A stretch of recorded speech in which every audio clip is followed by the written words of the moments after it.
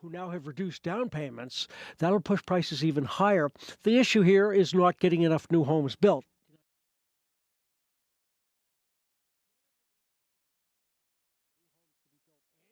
Between now and 2030, according to have a quote-unquote balanced market, we're on pace for only about half that rate. How are markets looking this morning, Phil?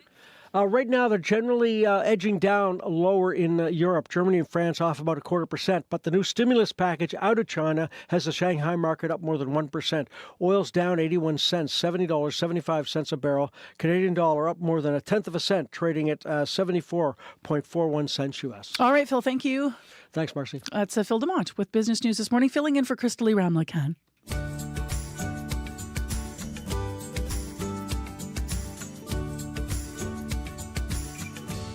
6:43 a.m. and a beautiful day to take your Uniboard or Pint hoverboard, which is the language we were looking for when we were talking about, me spotting that, what I called mini skateboard, the electric one with the little ball underneath, out and about. So if you are doing active commuting, today is a gorgeous day to be walking or biking or uniboarding. Clear 15 right now already, but a sunny high of 27 degrees with humidex. It's going to feel like 31. And maybe you're going to take an e-bike this morning somewhere. Maybe you're motivated because you want to, do better for the climate and reduce your emissions. Do you feel like you should cut back on car travel? Maybe take a bike instead? Well, for some people who've made the switch to other options like e-bikes, can you do the math on actually how much you're protecting the environment? What on earth? CBC's Climate Solutions podcast took a closer look at e-bikes specifically to see if they actually are an environmentally friendly choice. Here's the report from Danielle Piper. Hi. At Rad Cycles in Vancouver, the walls are packed with bikes from wall to wall in different colors. And some of them are e-bikes, like this one. It looks like a regular bike, but it has an electric motor. And they're getting pretty popular, not just as a climate solution either. When you're in a car, you cannot see the things you need to see or want to see or experience when you're in a car because you're going too fast. And when you're on the side of the road, you see things like little snails crossing my path. I've seen 2 bees attacking another bee. These little tiny things that we don't get to enjoy because we're so busy in our lives. That's Lee Tier. He lives in Vancouver and bought his e-bike 4 years ago from Rad Cycles. And his life hasn't been the same since. When I'm out riding my bike, it allows me to connect with people because they see the bike and they ask a lot of questions. Okay, so let's get some answers from the experts. My name is Alex Bigazzi, and I'm an associate professor in the Department of Civil Engineering at the University of British Columbia. Alex says that e-bikes are a great way to get around. The motor helps decrease the amount of effort required to pedal. Bonus, e-bikes can cut down on greenhouse gas emissions. Including the production of the bicycle itself, e-bike trips are around 97% cleaner. So they emit around 3% the emissions of taking a car for a similar trip. And so a lot of the benefits depend on the types of trips that are being replaced. So replacing those car trips is really where you're going to get the big emissions benefit.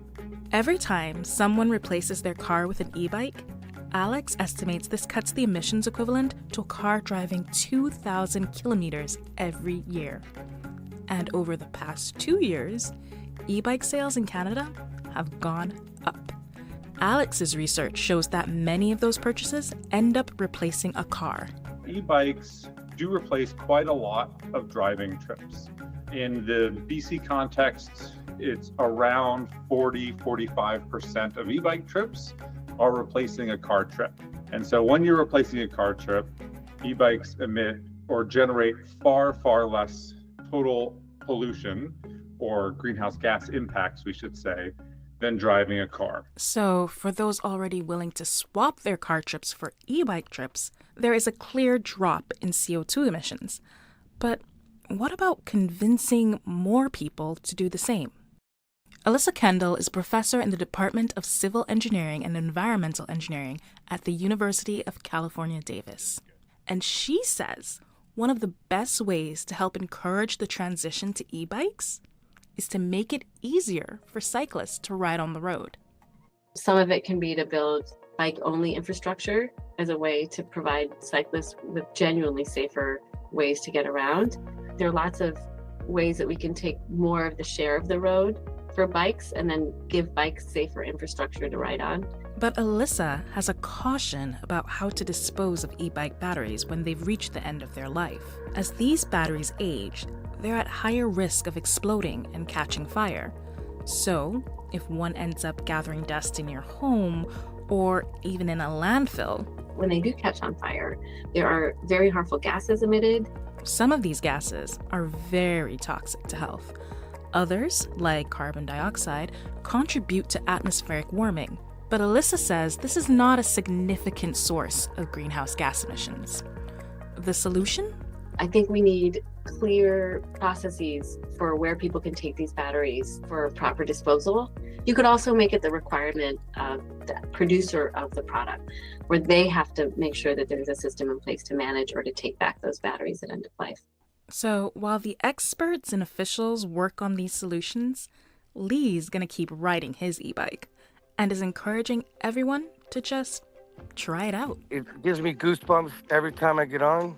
I forget that I'm even on the road sometimes because it's so smooth. It allows me to have that freedom. And for environmental reasons, if you want to do the environmental, this would be perfect for a person that wants to save on emissions. For CBC Radio, I'm Danielle Piper.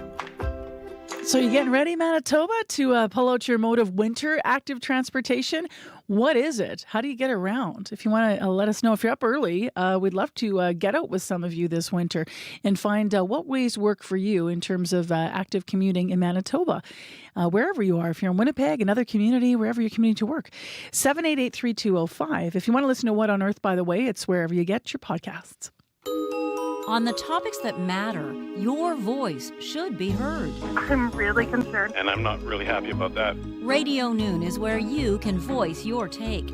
I'm Janet Stewart. From 12:30 to 1 p.m., Radio Noon opens the phone lines on one important topic. It just brings everyone together. Radio Noon's call-in segment, 204-780-0893. We want to hear from you, weekdays on CBC.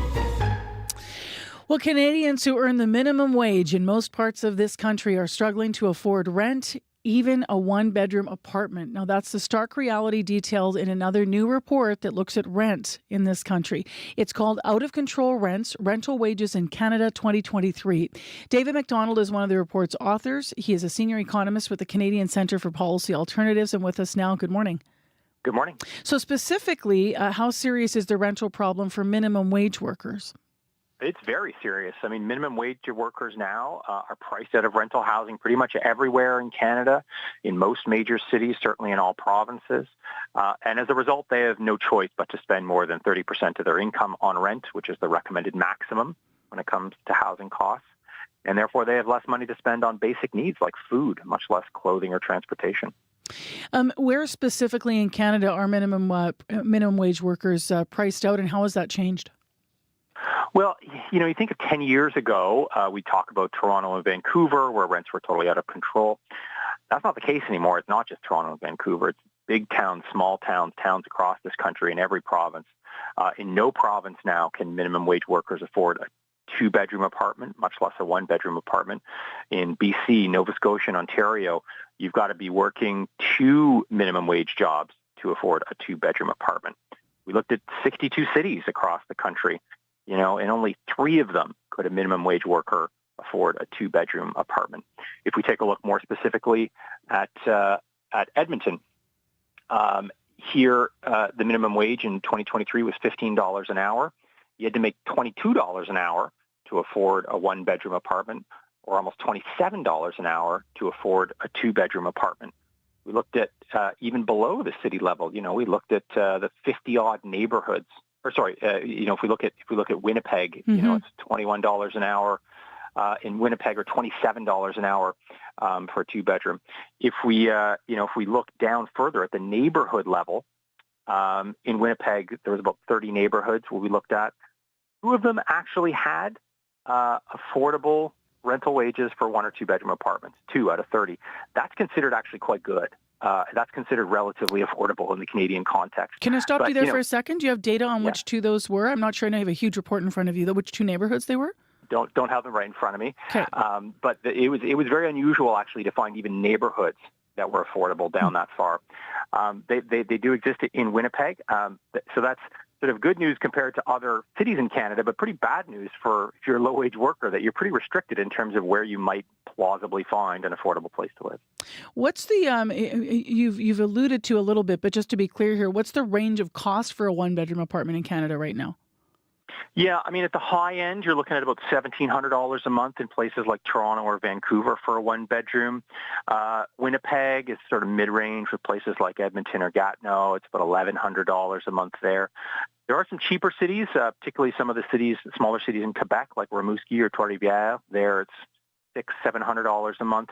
But if you take a look at Toronto, you got to make $37 an hour to afford a 1-bedroom apartment. In Vancouver, it's $35 an hour. For 2-bedroom apartments there, it's verging on working 3 minimum wage jobs to afford 2 bedrooms. You imagine like a single parent. Just goes to show that, it's just very difficult if you're working at or near minimum wage to find a safe place to live. So where are people living? Lower wage or minimum wage workers who are in big cities. So do you have a sense of where they're living? Yeah, they're going to be living further from where they work, probably further from family. Frankly, they're living any place they can find. They're certainly going to be spending more than 30% of their income on rent. And for that, they're probably getting places of low quality that require major repairs. The other important thing to note is they're stuck, right? You can't move now if you have a place. The increase in rents in general was 8% year over year, which is pretty high. But if you're moving to a new place, if you're moving into a vacant unit, then the increases in rents are in the neighborhood of 30 to 40%, just a huge change in a single year in rents. And that's where it gets dangerous if you're forced to move out of a bad situation, say you've got a bad landlord, intimate partner violence, you've got a bad roommate, you got to get out of there. You get out and you look back and rents have just gone up so much in a year, you can't get back in. You're couch surfing, you're living in a car. Those are the invisible forms of homelessness, or you're living in an encampment or, on the streets. Those are very visible forms of homelessness. Often these folks have jobs, but it becomes a lot harder to hold that job down when you're sleeping in your car. And this is really, this is the enormous human cost of rents that are just far too high. We had this conversation last week in the context of encampments. Actually, we were talking to other cities about how they're handling the different populations that are most vulnerable, and the idea, we started to talk about the rent eviction. And people who, and also how things have changed, right? And trying to bust those perceptions about who is it that is not housed in this country, and in the context of that conversation in our city, and it's just as you're saying, people that are in some cases waking up to go to work, but they just cannot afford housing. We sure hear a lot of promises from all levels of government about housing, but what specifically are governments in Canada doing to correct the problem you're addressing this morning? Minimum wage workers that can't get into rental. Well, the supply has always been the answer. When we talk about, how do we get more affordable housing? The answer is always supply. Build more apartment buildings and build them, build any apartment buildings, frankly. Here's a tax credit. Go build an apartment building.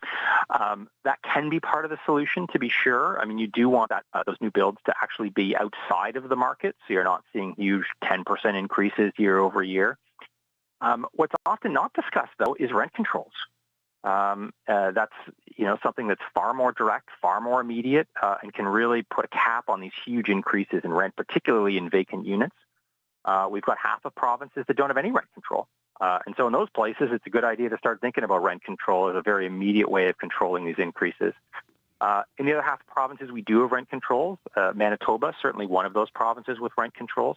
But there are exemptions, of course. There are loopholes where you can have those rent controls, depending on the province.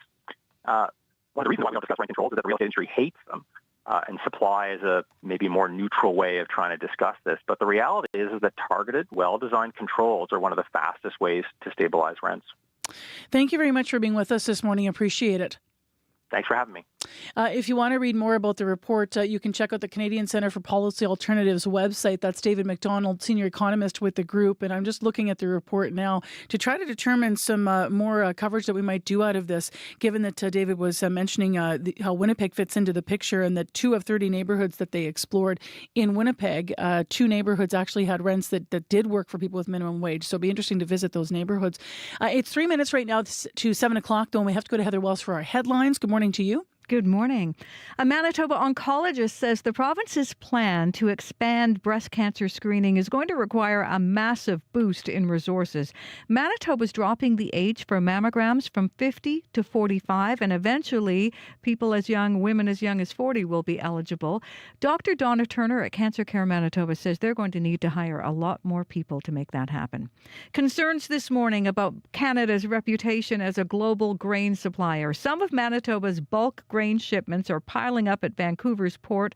Workers at several big grain terminals are on strike. Keystone Agricultural Producers says Canada's position as a reliable grain supplier is at stake. We'll hear more Manitoba news coming up at 7:30. All right. Thank you, Heather. You're welcome. It is now just ahead of 7 o'clock. It's 15 degrees and beautifully clear in downtown Winnipeg. Wow. Bright sky already. We're going to have a high of 27 in the sunshine with humidex 31. Wear the shorts, folks. This is a perfect day for it today. In fact, it's going to be clear and sunny all across Manitoba. The morning commute should be fine for you. Call us if you have a problem. Corey will pick it up. 788-3093 is where you can reach us. In the next hour of Information Radio, the city is looking to find a new home for a religious monument. Years ago, a 10 Commandments statue was removed from Assiniboine Park. Some think it should be permanently removed. Others want it to be restored back to that location permanently, so we'll find out more about that. In addition, in the next hour of the show, September is National Mushroom Month. And we're going to hear from a local author and mushroom enthusiast who has written some books. We have a chance for you to win them. She's going to talk about where you can go mushroom hunting. And it's a super fun interview, so we hope you tune in for that. And we'll hear more about a younger age for breast cancer screening that's going to be happening across Manitoba. We'll find out about why those changes are happening. Stay with us. Today on The Current. We must ask patients what they would want known about them as persons. The award-winning doctor, Harvey Max Chochinov, is on a campaign to get medical students to be healers and not just body mechanics. The benefits of personhood and not just patienthood for both the sick and for healthcare workers coming up on The Current. The Current with Matt Galloway. This morning at 8:37, 9:07 in Newfoundland. And on the CBC Listen app. This is World Report. Good morning, I'm Marcia Young. The UN Agency for Palestinian Refugees is bracing for a triple crisis. Philippe Lazzarini is the Commissioner General of UNRWA. Well, we already have Gaza. We already have the West Bank. So we have 2 fields of operation which have become active front lines. Southern Lebanon may soon become the third front line. 500,000 people there have been displaced by fighting, and overnight, Hezbollah ramped up its attacks on Israel. The militant group fired a rocket at Tel Aviv. It says it was targeting the Mossad's headquarters. Israel's military intercepted the missile, and now it's conducting another wave of extensive airstrikes in Lebanon. At least 22 people are reported killed today. The CBC's Sasha Petrusek has been briefed by a senior IDF officer on Israel's plans. And Sasha, what have you learned? This is going to be different from what we saw in Gaza, from what they say. It's going to be more fierce and more lethal, in their words, and for several reasons. In Gaza, they considered it a very densely populated urban area. They say they were more careful. This is a rural area with a few villages here and there. So they say that they are going to be throwing a lot at it and be able to move a lot faster. They say that they've had quite a few brigades already training up there, and that along with these airstrikes, they feel that Hezbollah is weakening. That was their words as well. But they're also saying that Hezbollah has a very, very large arsenal, more than 200,000 of these rockets and missiles that we've been seeing. It's not going to be easy to get at those, even if Israel throws everything across the border. Thank you, Sasha. My pleasure. The CBC Sasha Petrusek reporting in Jerusalem. Forecasters expect Tropical Storm Helene to gain hurricane strength as it moves across the Gulf of Mexico. People in Cuba secure their homes in anticipation of Helene. The storm is in the Caribbean Sea now. It is expected to pass over the western tip of Cuba. It could create mudslides and flooding there. Helene is headed towards Mexico's Yucatan Peninsula and the northwestern Florida coastline. Hurricane warnings have been issued for both regions. Meteorologists say the entire west coast of Florida could face life-threatening conditions if Helene strengthens. Weather experts say climate change contributed greatly to last week's deadly flooding in Europe. Heavy rain from Storm Boris is linked to the deaths of at least 24 people. The World Weather Attribution Group says climate change doubled the intensity of the storm. Our international climate correspondent Susan Ormiston has more. Rising river water near the German-Polish border has sent residents scrambling to sandbag defenses. The River Danube in Hungary has finally peaked, but in Tuscany, a grandmother and a baby are still missing, adding to the dozens of casualties. Storm Boris destroyed buildings, bridges and roads. Storm Boris, which lashed the region last week, was made twice as likely and 20% more severe because of climate change, according to the World Weather Attribution Group, which analyzes climate models. Our attribution analysis makes one thing clear. Human-caused climate change is already exacerbating these flood risks and will continue to escalate them if we don't move away from burning fossil fuels. Maya Volberg with the Red Cross Climate Center in The Hague says urban planners and politicians must do more to incorporate elevated flood risk into planning, especially in cities near major rivers. The European Union has pledged over $16 billion for flood repairs. Freddie Otto, a physicist at Imperial College London, says it's cheaper to prepare than to react. It is so much more expensive to not act against climate change. Pretending that we can't afford climate policy is just really playing with the lives of people. The scientists warn that extreme flooding will come to Central Europe again and that the heated atmosphere and warming seas will ensure it comes sooner than earlier predicted. Susan Ormiston, CBC News, Toronto. At the trial of Jacob Hoggard today in Ontario, the court will hear more testimony from the Crown's key witness. The woman alleges she was sexually assaulted by the former frontman of the Canadian band Hedley. Thomas Daigle is following the case, and a warning: his report contains graphic details. That's Hedley performing in June 2016 in the town of Kirkland Lake in northeastern Ontario. In the crowd that night was a 19-year-old woman who'd seen the group once before. Now, all these years later, her identity is covered by a publication ban as she testifies in court. On Tuesday, the woman told the jury she met the band's frontman, Jacob Hoggard, at an outdoor after-party and found him pleasant.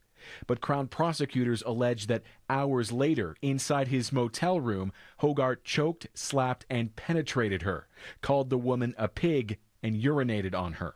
At the start of proceedings this week, each juror was asked if they had previously heard of sexual misconduct allegations surrounding the now 40-year-old singer. Daniel Brown is a criminal defense lawyer who's not involved in this case. The judge is going to give legal instructions to the jury that they shouldn't consider anything they've heard outside of the courtroom that hasn't been presented as evidence. Hoggard's defense team acknowledges a sexual encounter occurred, but the jury was told what's at issue is the woman's consent. The accused has pleaded not guilty to one count of sexual assault. Thomas Daigle, CBC News, Toronto. The person in charge of protecting Parliament Hill says he has had to turn away potential employees. He says he was concerned some people were trying to get hired specifically to meddle in our democracy. Marina von Stackelberg has more on what he told the Foreign Interference Inquiry. All political staffers must undergo a security screening. Sergeant-at-Arms Patrick McDonnell says the screening a prospective House of Commons employee must now undergo has increased significantly. The RCMP and Canada's spy agency CSIS already do background checks before administrative or MP staff can be hired. McDonnell says increasingly, CSIS will flag to him a need for additional screening of a person. In 2019, he did follow-up security interviews with 10 people. Last year, he did 128. Answering questions yesterday from a lawyer with the Foreign Interference Inquiry, he says those interviews have led him to turn prospective employees away. Have you, in fact, denied accreditation over foreign interference concerns?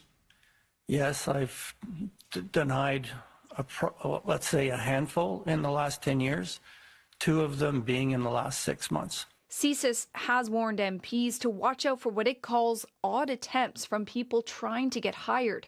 It cautions foreign actors could try to use staff as a gateway to interfering in their work as MPs.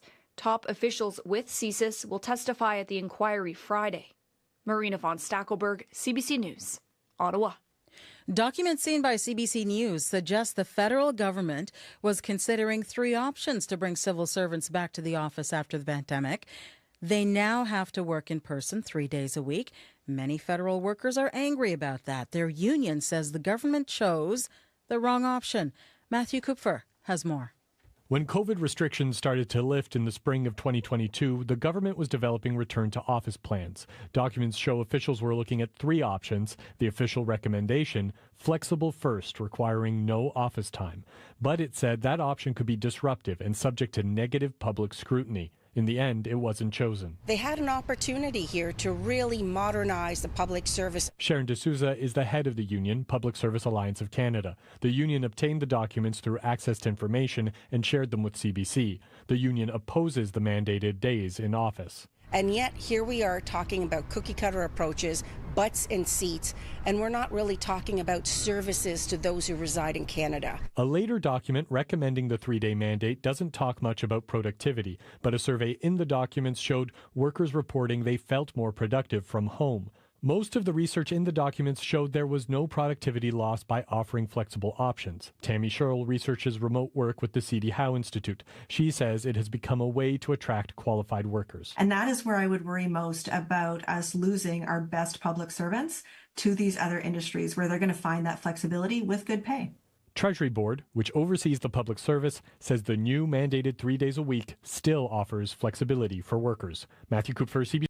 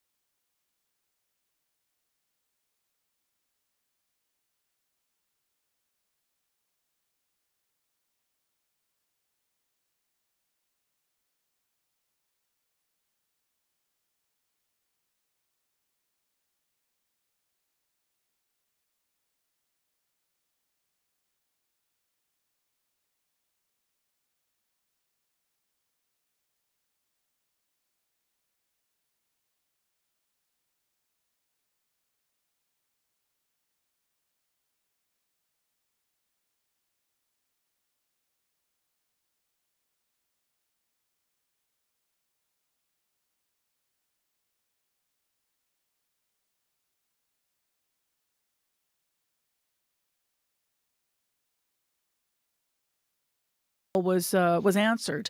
We're also going to hear from a Manitoban who has breast cancer in her family that has been striking at a younger age, so she'll be welcoming these changes today. 7:12 right now. Heather Wells is in with other news. Good morning. Good morning. The Manitoba Foster Parent Association is calling for an inquiry into the death of a 6-year-old boy, Johnson Redhead, who was autistic and nonverbal, was found dead in Shamattawa First Nation days after he went missing from his school breakfast program. He had been in foster care for 2 years. His former foster mother says Johnson was failed by the system. A labor expert says Manitoba's government is facing a difficult balancing act as it tries to avoid a massive strike by healthcare workers. The unions for 25,000 healthcare support workers have set a strike deadline of October 8th. We're going to hear from that labor expert at the University of Manitoba coming up in our next local news at 7:30. All right. Thank you, Heather. You're welcome. Abby Adeyemi is the man with all the good news today. We're just looking at a range of weather from cool, foggy condition in Thompson to bright sunshine in Dauphin. Most regions, I will tell you, will enjoy warm and sunny conditions today. Some breezy conditions will develop along the way, but the sunshine it will take more of center stage. In Winnipeg, 15, it is clear outside. Sunrise about to make its appearance. We're going to see mainly sunny skies throughout the day in the city. We get to a high of 27. It's going to feel closer to 31 with the humidity factored in, and the winds will be light for most of the day. And as night falls, these clear skies will stay with us and temperatures will drop to around 15. In other regions, the weather looks similar. It's going to be pleasant. Up north, we'll see temperatures currently hovering around 6 degrees, foggy in Thompson, cloudy in Churchill, but sunshine will definitely make its appearance, similar to down south where we're going to see mainly sunny conditions with highs near 28. So I will take it another lovely sunny day with highs near 26, 27, 28, and even close to 30. Yeah, a lot warmer than yesterday. We were above 20, but this is, going to be hot. All right, thanks, Abby. Thank you. Corey Funk, what do we know about the commute? Yeah, just got a call from Kirsty on the commuter line. Southbound Kenniston, just before Corden, there seems to be a fender bender between a dump truck and a car, and that's happening in the curb lane. So that seems to have just happened, she said. So keep left. It is starting to cause some backups on southbound Kenniston just before Corden. That seems to be the only issue I've heard of so far today, but if you're out there, you see something going on, give me a call on the CBC commuter line. That number to call, 204-788-3093.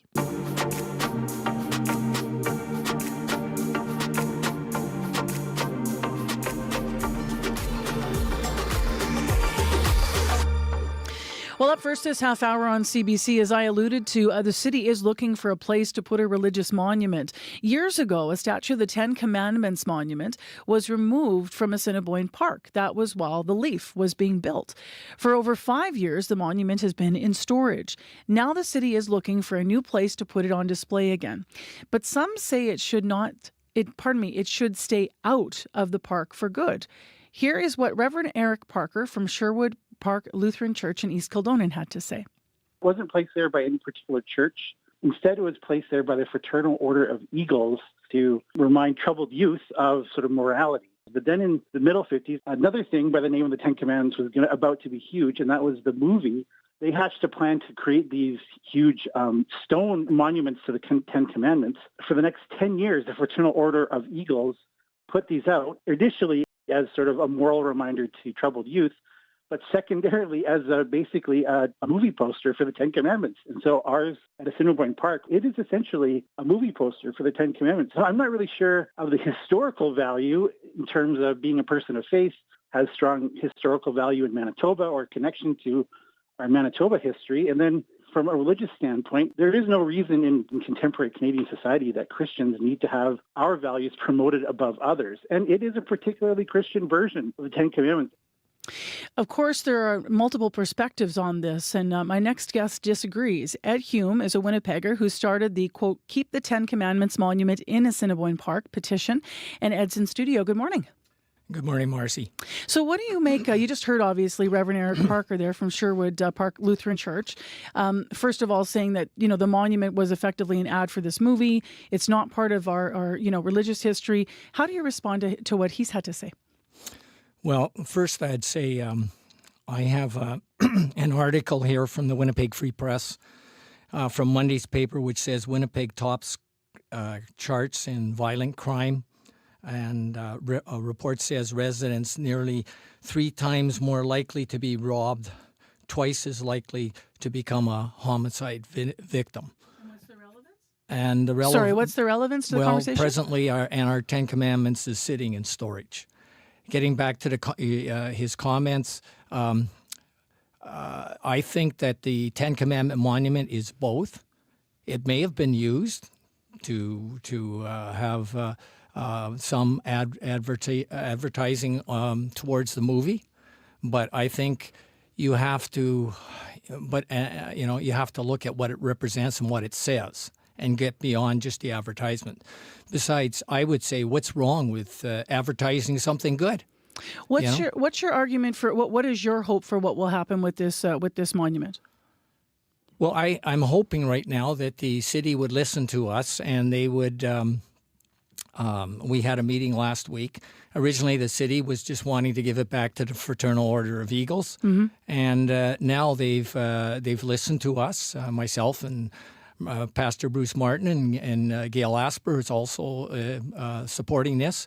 They listened to us, and they decided that it's okay to have it returned to a public space, or it could be returned to a private space with public access, or it could be replaced, or it could go back to Assiniboine Park. Yep. So they've given us three options, and tomorrow night I'll be presenting again with Gail at the City Hall, and we will be trying to convince them of our position, because putting it anywhere on public land in the city doesn't really honor the value of the statue. It really needs, our position is it really needs to go back up in Assiniboine Park, and after 7 years, I'll correct you on that, after 7 years of being in storage, it needs to be put back up so the public can view it again.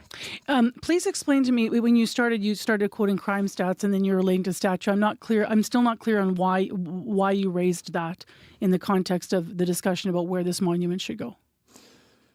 Well, I think the reason is, why was the Ten Commandments put in the Assiniboine Park in the first place? Well, Mayor Stephen Juba in 1965 and his councillors were very happy to take the monument and put it there. They put it there because Assiniboine Park is the crown jewel park of Winnipeg.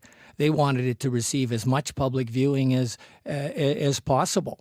Therefore, if you're going to maintain the integrity and the honor of the monument, you need to put it back where it was originally intended to go. But Ed, what does that have to do with crime stats?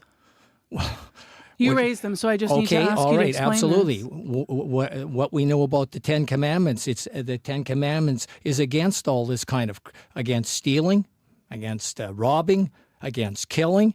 It doesn't hurt young people to have a reminder of these things. And some young groups, gangs and stuff, they think nothing to stick a knife in somebody, kill them, and they actually think it's an honor. What do you think of what Reverend Eric Parker said about there's no reason that our values should be in a public space honored in a bigger way than anyone else's, faith values? Like, I'm curious what you would say if another monument representing another faith's holy book or teachings were to go up in a park or public space. Would you be in support of that? Absolutely. We live in a pluralistic society. Just so happens that we're a Christian society, and we do have some Christian monuments up already. But if another group or people want it, there's no law against saying you can have a religious monument in a public space. And therefore, those groups would be welcome. They will have to go through the process, of course. But yes, they have every opportunity and the freedom to ask to have something put up. And we have no problem with that. And I respect that you're going back to the 60s, but in 2024, we also don't have prayer. When I grew up in this province, we said the Lord's Prayer in school, in public schools. We don't have Lord's Prayer in public schools any longer. So why would this be any different when you look at this from a provincial-wide point of view? Why does it need to be in a public space? Doesn't it gain the same, or pardon me, maybe it could stay in a public space, perhaps it's not in the same space even, but what's the purpose of having, why do you believe so strongly that it needs to be where it was? Because where it was is, as I said before, it has maximum accessibility to the public. Those people, these days, there's not as many people going to church these days. Very few, a lot of kids come to school. I was a teacher for many years, come to school with really no value system, basically. There's not a lot of people. But you don't have to go to church to have a values and moral system, right? It helps. But you don't have to. There's many people, of course, that don't follow faiths that, of course, have values and moral systems, as we are all one Manitoba. So, well, God has given people the right to believe whatever they want and to follow whatever they want. And You know, it's a free country. Nobody's forcing people to read the commandments. Nobody's forcing them to believe it.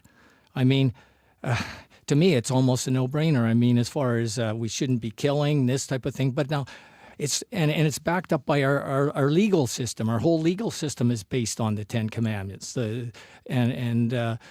think we need to return to having a discussion about this is healthy, what we're doing now. We need more discussion. The problem is these days they want to take this out of the park. They want to hush it up. I think this needs to be a debate out in public, which we're having now, finally, which is good.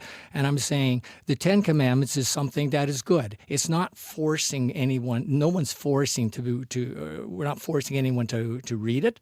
You know, you have free choice in this country. But it's something. But why should those people who don't want that take away an educational opportunity for those who are in a transition?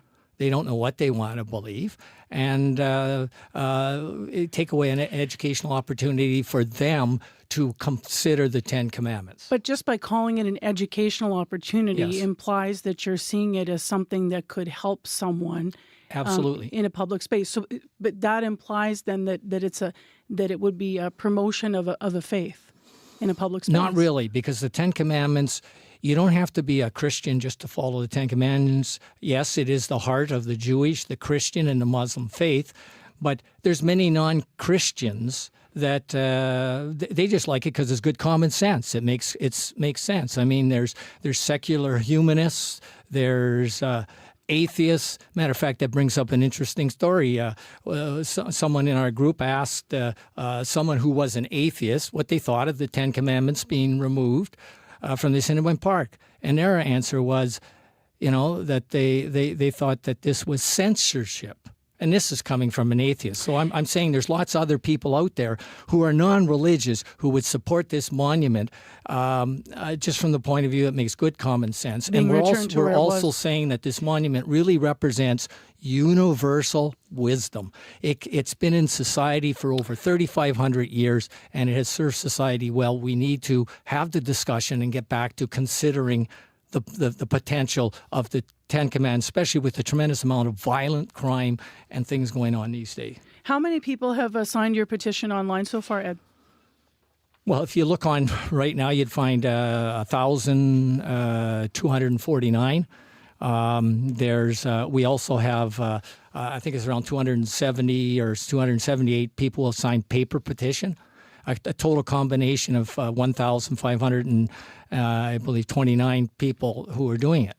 And it's open, and if people out there today want to continue to sign it, they can.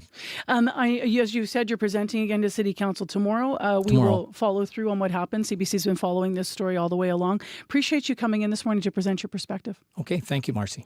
That's Ed Hume, the organizer of the Keep the Ten Commandments in Assiniboine Park petition. If you want to read more about the ongoing coverage we have had so far on CBC, you can go to our website. There's links embedded there to the stories, cbc.ca/Manitoba.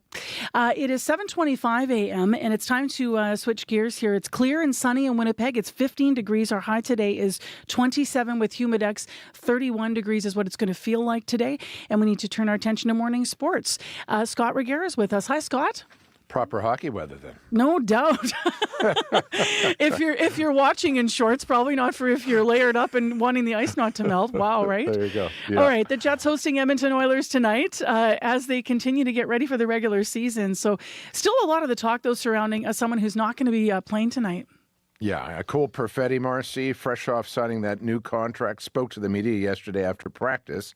He says that while he would have preferred a longer contract, he understands why it's just a 2-year deal. I've said it in the past that I've wanted to be here long term, and I love the city, I love this organization, and obviously that wasn't the direction we went, and it goes without saying. Now it's ball, like you just got to go play for 2 years. Like I think that's what a bridge deal is. I wouldn't say betting on yourself, but I would just say an extra 2 years to go prove what kind of player you are, what you can do for this organization, and that's my goal every day, is just to go be the best player that I can be and revisit this in 2 years. He's such a well-spoken guy, the young Cole Perfetti.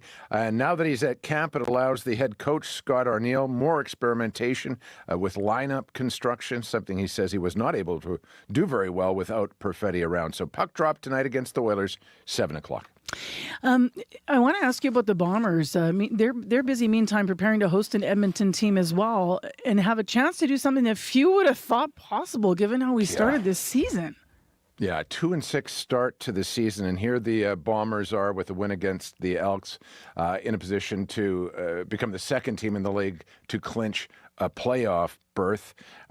So just don't tell Coach Mike O'Shea that. No matter. I don't think I've ever talked about being counted out.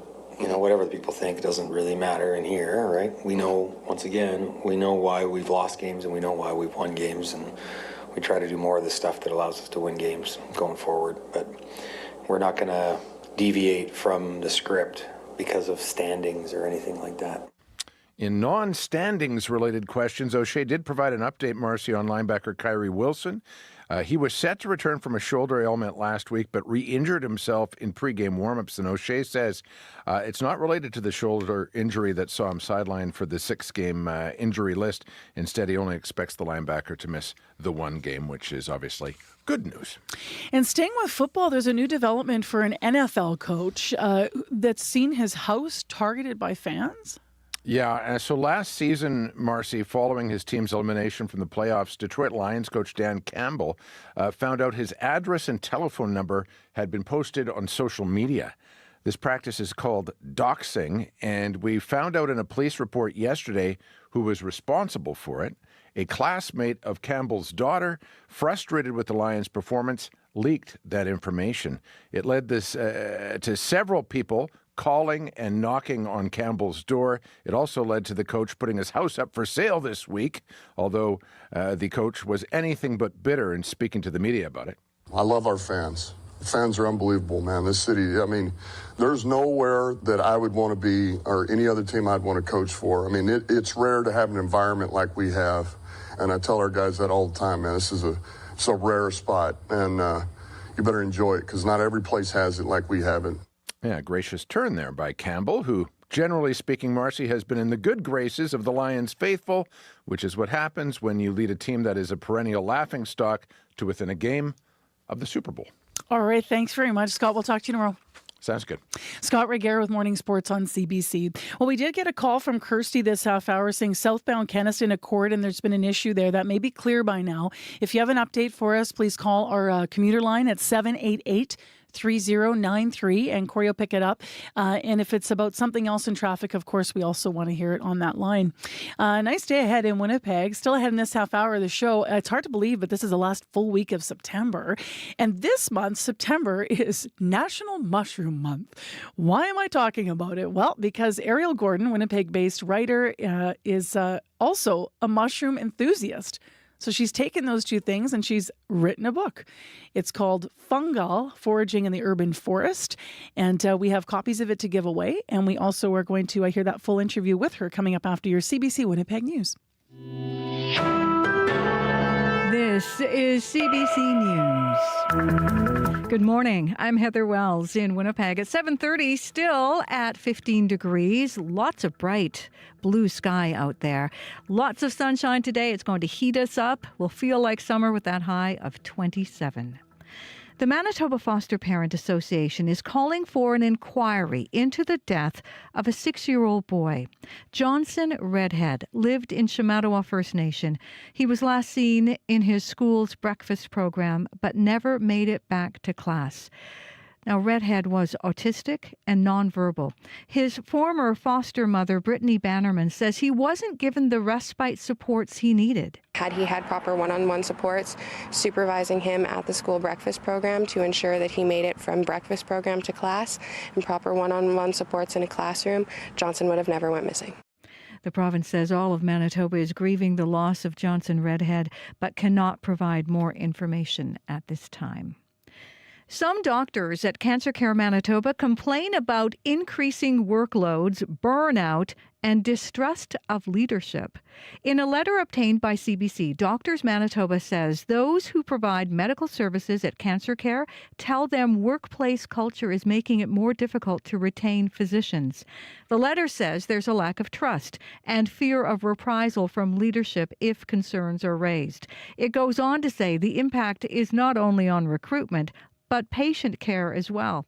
Doctors Manitoba says it met with Cancer Care Manitoba yesterday to discuss the concerns raised in the letter. In a statement, they say they look forward to a productive dialogue continuing. CBC has reached out to Cancer Care Manitoba for comment. A labor expert says Manitoba's government may have a tough time convincing thousands of healthcare workers not to go on strike. The unions for 25,000 healthcare support workers have set an October 8th strike deadline.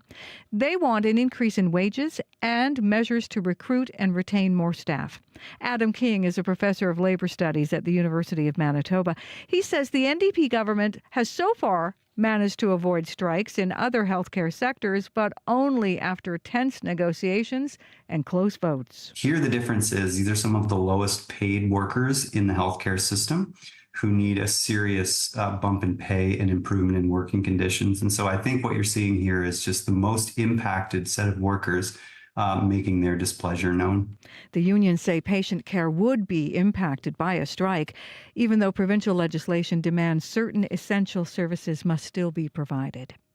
A Manitoba oncologist says the province's plan to expand breast cancer screening will require a massive boost in resources. Manitoba's dropping the age for mammograms from 50 to 45. Eventually, women as young as 40 will be eligible for a mammogram every 2 years.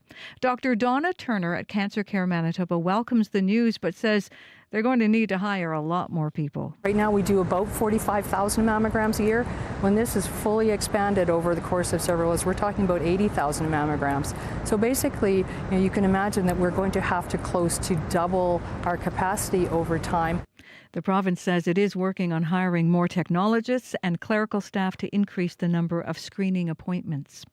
Some of Manitoba's bulk grain exports are starting to pile up at Vancouver's port. Workers at several grain terminals went on strike yesterday, and some prairie producers are starting to worry about their reputation. Jill Verwee at Keystone Agricultural Producers says Canada's position as a reliable grain supplier is at stake. If our reputation continues to have a negative impact because we can't get our grain to our customers, then those customers are going to be looking elsewhere for grain, and that's the last thing that we want. The union and employer at Vancouver's port grain terminals are scheduled to return to the bargaining table today. The Canadian government has confirmed the deaths of 2 Canadians in Lebanon. They apparently died in airstrikes amid fighting between Israel and the militant group Hezbollah. Global Affairs Canada says for confidentiality reasons, no further information can be released at this time. It also says it received a request for consular assistance for injuries sustained recently in the conflict. The House of Commons will hold a confidence vote today that could topple Prime Minister Justin Trudeau's minority government. Conservative leader Pierre Poilievre is hoping to trigger a federal election. This will be a carbon tax referendum, a carbon tax election. But without the support of the Bloc Québécois and NDP, the motion will fail and the Liberal government will stay in power. You can hear the latest on these stories and other national and international news coming up on World Report at 8. And you can find more Manitoba news throughout the day. Stay in step with everything that's happening by heading to cbc.ca/Manitoba. All right. Thank you, Heather Wells. You're welcome. Abby, just before we dip into the forecast and into the morning commute, I'm getting a ton of feedback from listeners this morning, so I just want to share some things here. Go ahead. So this is like a smattering of what you're writing to the show about, but some of it is about things we were talking about yesterday. So we had the items on Nutty Club, on Pioneer and Winnipeg, of course, the big warehouse. The auction was yesterday. We had people now writing into us to share more memories. And Liz Palmer shared her wedding pamphlet. She said, we actually gave these to the guests at our wedding, and it's like a Nutty Club image of the candy man, the peppermint guy, and it says, world's strangest married couple, the Nutty couple. Super cute. So she sent us that in, which was lovely. Someone else giving us advice about eating chicken in a can, which was one of the things they were selling at Nutty Club in the auction. Linda Pern said it's fully cooked. It's awesome served cold. My mom used to home can chicken with a pressure canner. It's actually a simple ready meal. It's no different than chicken flakes in a can. So she's writing in to defend. And then just serious matters here. Just now, before the 7:30 news, we had a conversation about the Ten Commandments statue and a Winnipegger who wants to see it restored, put back in Assiniboine Park.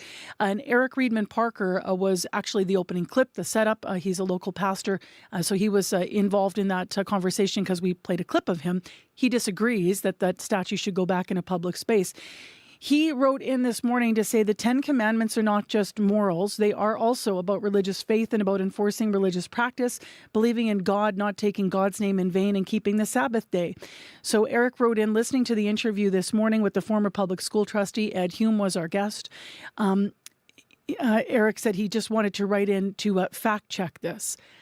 Given that the 10 Commandments in the interview where Ed was presenting them as a way to follow your morals, which they can be, but Eric wanted to expand on his point of view. So different perspectives on this story. If you want to weigh in, 788-3205, what do you think should happen with the 10 Commandments monument that had been in Assiniboine Park? The city's going to be considering what to do next here. All right, 23 minutes to 8 o'clock. Here is Abby now with that forecast. Yeah, warm and sunny across the province with temperatures ranging from 20 in the northern region to 28 down south. It's clear skies outside right now province-wide. We should expect some breezy conditions to go with the sunny conditions we will be seeing today. Winnipeg still stuck at 15. We will see mostly sunny conditions throughout the day. The highs will get to 27. That will make it, with the humidity factored in, it's going to be feeling like 31. Heading west to Brandon, temperatures sitting at 8 degrees and clear at this time. Today's going to be bringing lots of sunshine, reaching a high of 28. Thompson 6 and still foggy. Sunny conditions are expected to develop later, and you're going to be warming up to 20. Good morning to folks in Churchill. 3 degrees, mostly cloudy now. The skies will definitely be clearing up later, and then we'll see some sunny conditions. High 16. Dauphin sitting at 11. Clear skies also. You're going to enjoy lots of sunshine today. High 28. Gimli 12. The Interlake region will be seeing plenty of sunshine today, heading to a high of 26. Steinbach at 12 and clear. Sunshine in the forecast, high 27. And for Morris, it is 11 at this time. The forecast for the Pembina Valley region calls for lots of sunshine, high 28. And tomorrow the sunshine continues, but for now it's a warm start to Wednesday. We're 15 degrees in Winnipeg. We're heading to a high of 27. All right, thanks, Abby. Thank you. Corey, we heard the phone ringing behind Abby there. What did the caller say? Yeah, it was Kirsty who called earlier to talk about a fender bender southbound Keniston at Corden that actually is now clear, so should be smooth sailing. So thanks for that update there, Kirsty. If you see anything else going on out there, if you're walking, bike, and driving, be like Kirsty. Give me a call on the CBC commuter line, 204-788-3093. All right, thanks, Corey. Thank you. Well, September is dwindling away, but you still have time to enjoy it because September is National Mushroom Month. And our next guest is a self-proclaimed fun gal. Ariel Gordon is a Winnipeg-based writer and mushroom enthusiast. Her latest book is called Fun Gal, Foraging in the Urban Forest. In it, she takes readers off the beaten path to explore mushrooms that can be found right here in Winnipeg's urban green spaces. Good morning. So what sparked your interest in mushrooms? Well, I have to blame everything on my partner, as I like to do. 20 years ago when we were first dating. Oh, it's 25 years ago. Wow. Okay. When we were first dating, we were thinking about like something to do. He was like, oh, let's go for a walk in Assiniboine Forest. And I was like, honey, you mean Assiniboine Park? And he's like, no, I mean the forest. And I had never heard of it, even though I'd grown up in St. Vital in Winnipeg. And he took me there. And it's this parcel of land between Charleswood and Tuxedo that somehow escaped development. And the paths are made of mulch, right? And specifically Christmas trees that have been mulched by the city. And then they lay them down. So there's sometimes tinsel in the mulch, which I think is like the best thing ever. And mushrooms love that environment. As a city person, I had spent time in Lake of the Woods, but so I was really familiar with like Boreal Shield, but I wasn't really familiar with like Aspen Oak Parkland, which is what Assiniboine Forest is. And it took me a while to like recognize the trees and and so I started to focus on the mushrooms as a way of like giving myself a focus, right? A thing to look at while I was absorbing the whole of the forest. When did you start foraging for them? It took me that 25 years to sort of learn all the species, learn which ones were edible, which ones I liked, which ones were in season, where they would be. Because mushrooms grow in association. They grow in particular ecosystems, and they grow in association with particular trees. Some people keep these things secret, where to forage for mushrooms, especially in urban environments. Yeah. Why are you sharing? Well, I share because it doesn't belong to me. Also, Assiniboine Forest is pretty big, so you can't just walk in and find a nicely wrapped container of mushrooms. I also don't really believe in foraging as a way to fill my fridge or my pantry, because Assiniboine Forest can't sustain all of us. It's not big enough. Its richness depends on people leaving a lot of what's there, right? So when I started foraging more for food, I started going to Crown Land. So Sandyland Provincial Forest, Bel Air Provincial Forest, both of those are places that people regularly go for mushrooms. And it's large, and there's lots of trees, there's lots of mushrooms. You can find things if you want, and you can go there and pick and not feel like you're taking it all. And that's a real concern sometimes. There is an ethics of foraging, right? Don't take it all. So what is most common in the urban environment? And besides the Assiniboine Forest, are there other places in the city that find mushrooms are plentiful? Yeah, there's any park would definitely have more mushrooms than, a concrete street. Yep. But if you live in neighborhoods that have boulevards, right now the boulevards are flushed with mushrooms, right? Like everything from velvet foot mushrooms, which are the wild form of enoki, mica caps or ink caps, and then also oyster mushrooms, shaggy manes. Like there's all kinds of things that are growing there, and it's kind of amazing. How do you go about identifying? I identify based on my own knowledge and field guides, websites like mushroomexpert.com. But there's also been this amazing resource that's been available over the last 3 or 4 or 5 years called the Winnipeg Mycological Society, which is a Facebook group. And Alexandre Brassard at St. Boniface College started it with some other people. And basically you can go in and you can see what's in season and what they look like, and people ID things for you, and just general knowledge stuff. And so it's been this great resource for me, because I really knew the mushrooms that were Assiniboine Forest, but I had really sort of monocultured my knowledge because I only knew those mushrooms, right? You went exploring also in the book. It touches on this. You went exploring commercially cultivated mushrooms as well. So you have a story about your experience at the Loveday Mushroom Farm in Springfield, Manitoba. What was that like? It was amazing. It was humbling. I thought it would be about learning the difference between wild mushrooms and cultivated mushrooms, and trying to feel like what that would be like. Because if you're used to walking in the woods and looking for mushrooms, you might find a couple of pounds, you might find nothing, you get dirty, you fall in a puddle. Picking in a climate-controlled room with these beds of mushrooms, and it's one variety, and they grow predictably, is like a totally different thing. Yeah. And what was humbling about it? I mean, it's just hard physical work, like it's piecework. It was hard and so useful and so interesting to be in a minority, to be in a place where everybody else were speaking different languages to each other, and to feel like I had to be like, okay, this is good. This is what it feels like for a lot of people. This is what the world feels like for a lot of people. Like process this and live inside it and pick your mushrooms. What do you hope? It's one thing to be interested in mushrooms, to forage, and then to go exploring in the ways that you did in all these different ways, and put it all into a book. What do you hope readers take from the book?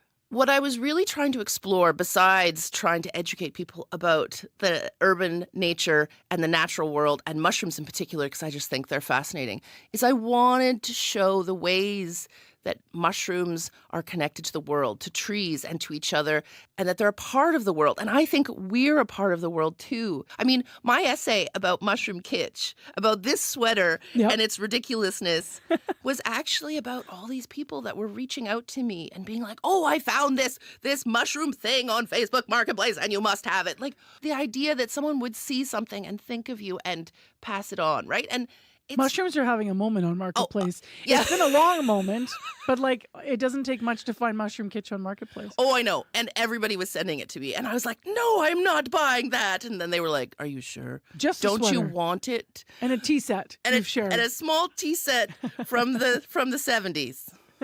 What would you say to someone who might be interested in getting into mushrooms and foraging and they want to make a first step? Would you go out just like you did on a walk, or would you hit some of the websites you've mentioned?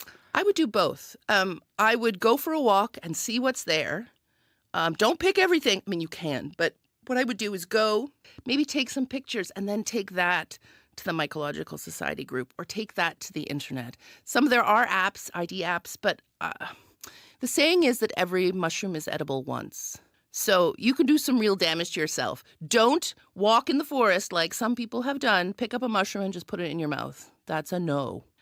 Because every mushroom is supposed to be cooked, even if it's an edible species. And the other thing that I always tell people, so sometimes people, they go out, they do their research, they find the spot, they find a big mess of chanterelles, or they find a big mess of honey mushrooms, and then they cook them thoroughly, and then they eat them, and then they get sick. What happens with mushrooms is what happens with every new food. So you might have an allergic reaction to that. You don't know, right? Yep. So it's best you cook it. It's the hardest part of the whole process. You cook it, you eat a tiny bit. Mm-hmm. Wait a day. See if there are any eruptions, I'll say. Yep. And then if you're okay, then eat some more. But it's so hard when you've just cooked it and it smells delicious and you're curious and you want to eat it and you have to restrain yourself. Before you go this morning, I know we have 2 good books that we're going to give away. We can ask people for their favorite mushroom stories or mushroom picking gone bad. I'm going to let, do you have any creative ideas? There are several essays in here of mushrooming gone bad. 8 hours by the side of the road in Sandylands Provincial Forest. Enough said. Yeah. So mishaps, but not maybe fatal mishaps. I don't want. Those are too sad. No. If people want to experience mushrooms or have a little bit of a first experience with mushrooms or just want to go for a walk in the forest, I'm doing an event on Saturday at Assiniboine Forest at 1:30 with the Writers' Festival, Thin Air, Winnipeg.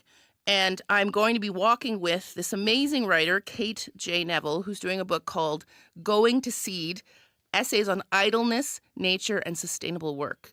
Well sold. Yeah. I like it.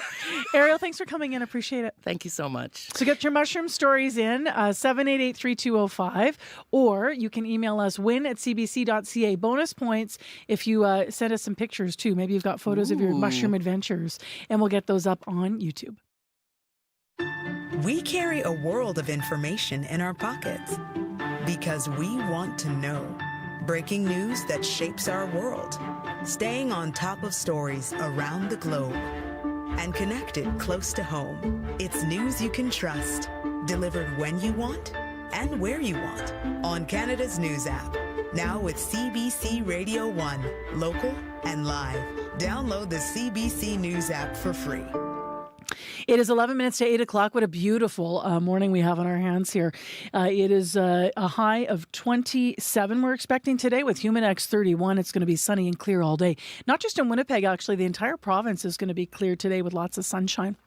Well, up next on the show, you may have heard part of this in the news with Heather. 1 in 8 Canadian women are diagnosed with breast cancer, and now more people will soon be eligible for breast cancer screening in this province.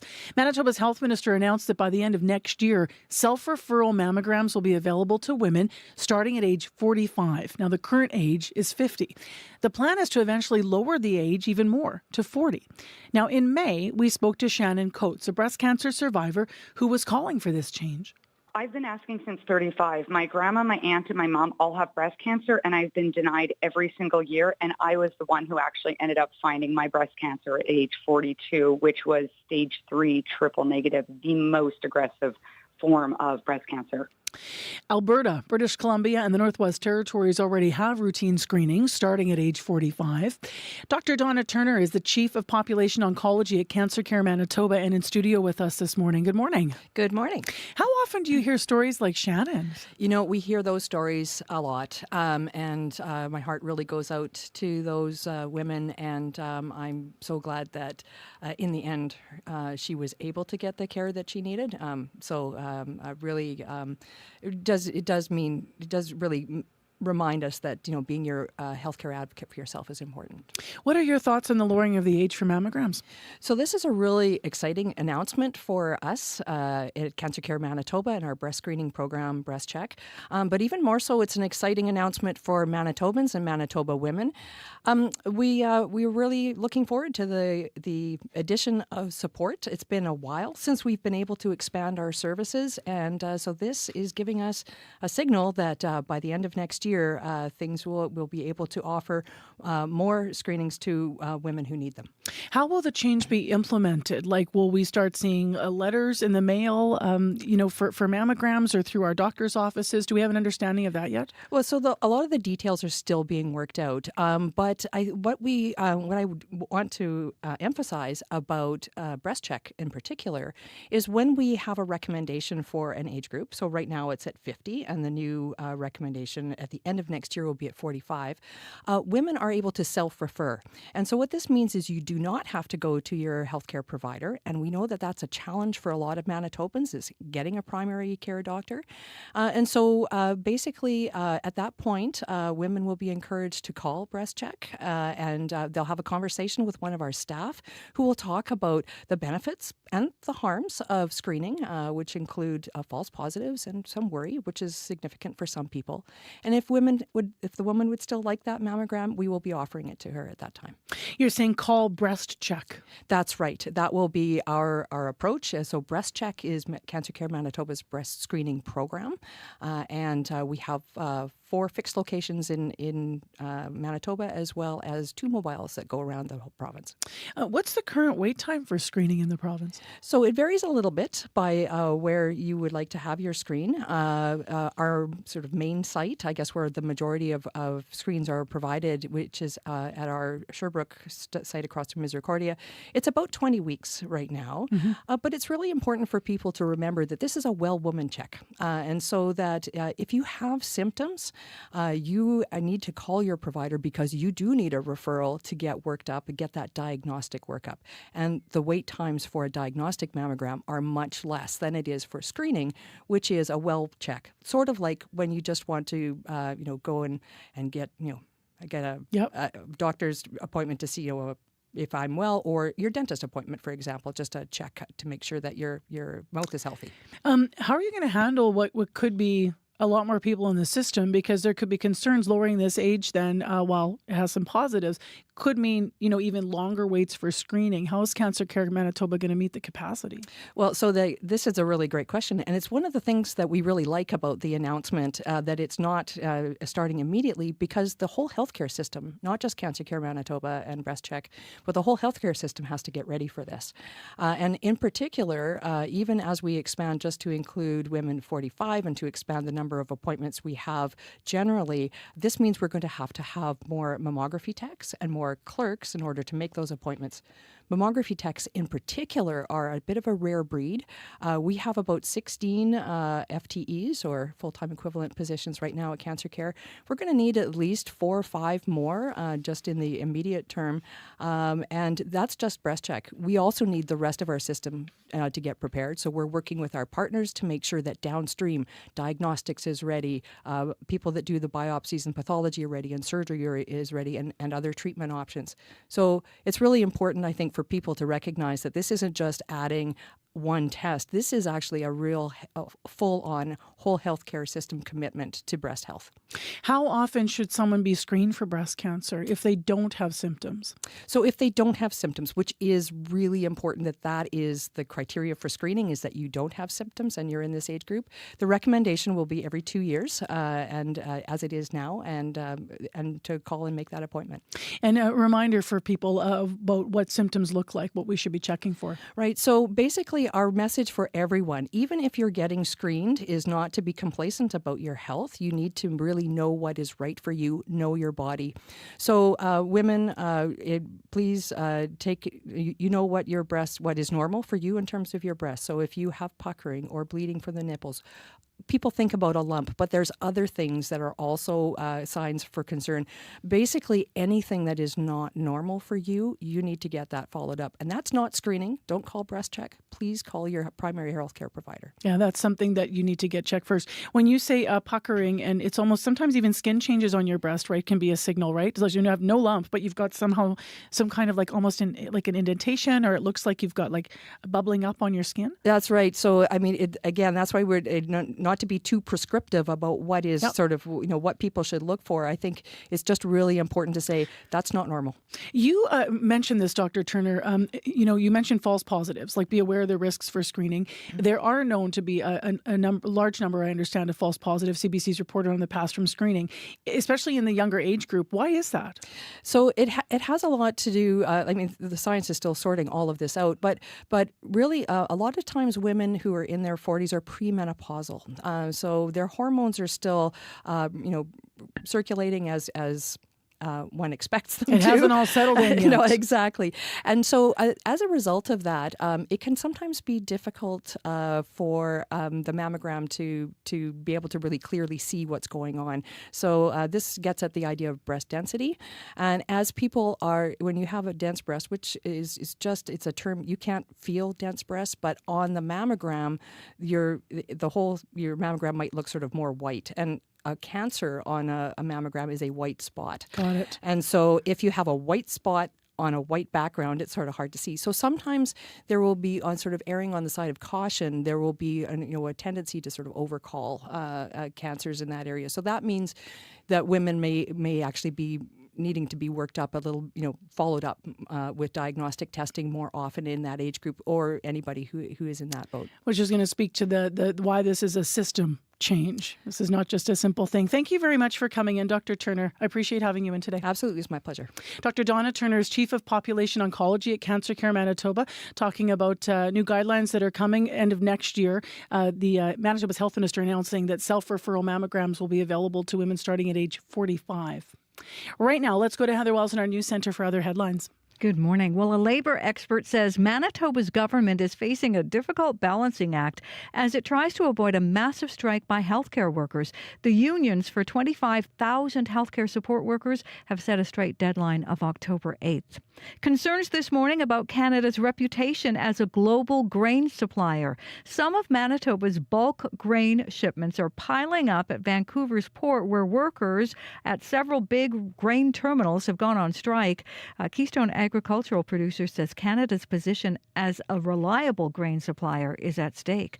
I'll be back with more Manitoba news at 8:30. Thanks, Heather. You're welcome. The commute, pretty good so far. We've had some early problems clear up, but call us if there's anything new. 788-3093.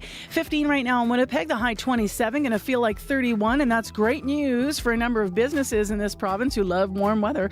We'll talk to 3 of them after 8. Stay with us.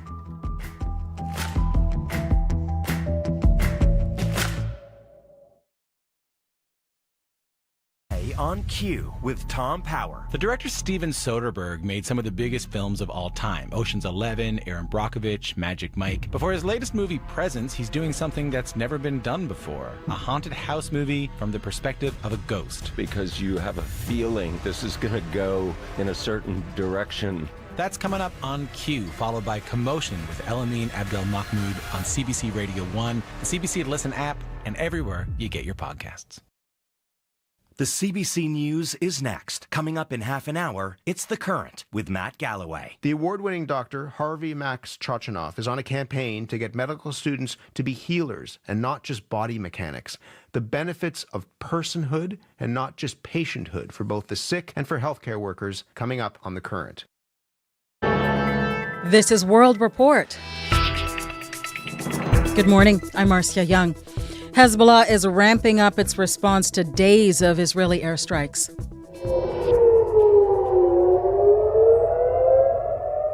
This morning, sirens rang out over Tel Aviv. Residents ran to bomb shelters. Hezbollah says it was targeting Mossad headquarters there. Israel's military says it shot down a surface-to-surface missile, and it is now conducting a new wave of extensive strikes on southern Lebanon. 22 people are reported dead. For more, we're joined by the CBC's Sasha Petrusik in Jerusalem. And Sasha, what are you hearing this morning? Well, Israelis have been hearing a lot of sirens across the north this morning and really as far south as Tel Aviv. That's significant because the military says a missile fired at Israel's big coastal city, even though it was intercepted, was the first time that Hezbollah has actually targeted Tel Aviv directly, and the farthest it sent part of its big arsenal of rockets and missiles. Another was aimed further north up the coast from Tel Aviv. And of course, in the north, this has been a daily, if not hourly, occurrence over the last little while. Hezbollah has been increasing the number and the distance of its rockets and missiles into Israel as Israel itself has increased its strikes. And we're hearing of more airstrikes against Hezbollah targets across the south of Lebanon, up the Bekaa Valley, and even one way north of Beirut. You had a background briefing with a senior IDF officer. Sasha, what did you learn about what's coming next? Well, the IDF has been quite general about its plans for any kind of a ground invasion of Lebanon, even though that's been in the background for quite a while now. In the briefing yesterday, it was much more direct. He basically said, we're ready to go, and we are simply waiting for a government decision for a very large ground operation. Those were his words. The IDF is basically saying that it's giving Hezbollah an ultimatum. Pull fighters back north of the Litani River, which runs about between 4 and 30 kilometers north from the border, or face that kind of a ground operation.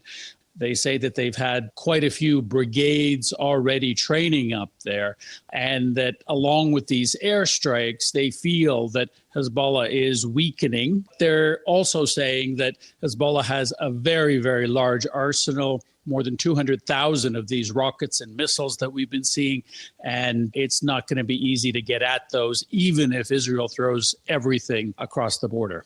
Thank you, Sasha. My pleasure. The CBC Sasha Petrusik in Jerusalem. 2 Canadians have died in Lebanon in the escalating violence between Israel and Hezbollah. Global Affairs Canada has confirmed their deaths, but it did not provide more details. Volodymyr Zelensky will address the UN General Assembly this morning. It is part of the Ukrainian president's big diplomatic push among the world leaders gathered in New York. Zelensky is looking for more support in the fight against Russia, even as he presents his plan for a negotiated end to the conflict. Freelance reporter Dominic Velitis has more. The UN Security Council was Volodymyr Zelensky's latest stop on his packed visit to the United States. The Ukrainian president used the occasion to tell the world that talks alone would not be enough to end Russian aggression. Putin has broken so many international norms and rules that he won't stop on his own. Russia can only be forced into peace. But Russia's ambassador to the UN, Vasily Nebenza, hit back and criticized the Security Council for hosting Zelensky at last night's special session. I'm happy to see you, Justin. Thank you so much again. Yesterday, Zelensky spoke with Justin Trudeau in the sidelines of the UN, beginning their meeting by presenting him with Ukraine's Order of Freedom, an award the Prime Minister said he accepted on behalf of all Canadians. Zelensky has been busy meeting other world leaders at the UN this week as he drums up support for his so-called Victory Plan, a 5-point strategy which aims to strengthen Ukraine's defense and compel Russia's Vladimir Putin to end the war. Later today, after addressing the UN General Assembly, Zelensky will head to Washington to present it to Joe Biden and other senior US officials. Dominic Velitis for CBC News, Riga. In a minority parliament, not every vote can bring down the government. Today's could. But the Bloc Québécois and the NDP have already said they will not support that. So Conservative leader Pierre Poilievre's first non-confidence motion is set to fail. Let's go to CBC's Janice McGregor in our parliamentary bureau. And Janice, the vote is a formality, but have we learned anything from the debate? Marcia, it was interesting. The speech the leader of the opposition gave to kick off debate on this first non-confidence motion turned out to be yet another iteration of Pierre Poilievre's stump speech, making the case for himself as Prime Minister. Common sense conservatives will axe the tax. We will bring home jobs, paychecks, businesses, and opportunity with abundant, affordable energy. Parliament doesn't take direction from public opinion polls. We are not in an election yet. And after weeks of being accused of collaborating on coalitions and selling out, the other two opposition parties are having none of it. The Bloc Québécois and the NDP used their speaking time yesterday to attack this pitch for Conservative government. In the Bloc's case, saying Poilievre wouldn't be any better for Quebec's interests than Trudeau, could be even worse. And New Democrats pointed out that in this economy, if the Conservatives are intent on balancing the books, they'll have to cut spending and services and new social programs that the NDP's fought hard for. The math of the current seat count in the Commons means that until these three opposition parties find common cause to vote together, Liberal government continues, and that suits Prime Minister Justin Trudeau. The Conservatives are very much thinking about power right now. I'm thinking about how we can best help Canadians. Janice, is this how the House is going to operate from now until an election call? In the short term, maybe. There's another opposition day tomorrow, and the motions the Conservatives put on notice last night also propose that this House has lost confidence in Liberal government. There may be a half dozen or so more votes like this before the end of the year, and it remains to be seen if repeating the same process over and over offers diminishing returns at some point. Thank you, Janice. You're welcome. Janice McGregor reporting from Ottawa. A U.S. federal bankruptcy judge says he will approve the auctioning off of assets owned by Alex Jones, InfoWars media company. Jones is the conspiracy theorist who repeatedly called the Sandy Hook Elementary shooting a hoax. The 2012 attack on the Connecticut school killed 20 children. Their families have been awarded close to $1.5 billion U.S. in damages for those false claims. The federal bankruptcy court judge says proceeds from the auctions will go to the victims' families. The Royal Newfoundland Constabulary has laid dozens of new charges against a man accused of sexual violence. Tom Humby is already facing more than 30 charges alleging he abused 10 teenage boys years ago. As Ryan Cook reports, some of his accusers are now suing police and other provincial authorities for failing to protect them. I can either do whatever I got to do to get out of here or, end up dead. We're calling him John Doe because he can't be named under a court order. He says the sexual abuse by two men in a St. John's mobile home park started in 2008 when he was 14. I did whatever, just to not die. Over the years, allegations mounted about Tony Humby and Bruce Escott. They were first arrested last year, accused of sexual violence spanning back decades. John Doe was one of 13 complainants in a criminal case, and he's also suing the provincial government, alleging he told social workers about the abuse and their inaction allowed more children to be abused. The government has not yet filed a defense and declined comment for this story. St. John's lawyer Stephen Barnes says John Doe's lawsuit won't be the last. He's representing another complainant who went to police in 2007 when he was 16. He had a rape kit done, and then he was told that nothing further was going to be done. Obviously, he didn't understand why. He was just a child. The man is in the early stages of suing the Royal Newfoundland Constabulary, and John Doe now wonders what would have happened if Humby had been arrested then. Honestly, if he was charged in, I probably wouldn't have been in contact with him. Humby has already pleaded not guilty to 33 charges, and 39 more were filed yesterday. He's in custody awaiting a spring trial. Escott is facing 14 charges and has reached a plea deal in his case. Ryan Cook, CBC News, St. John's. That is the latest national and international news from World Report. I'm Marcia Young.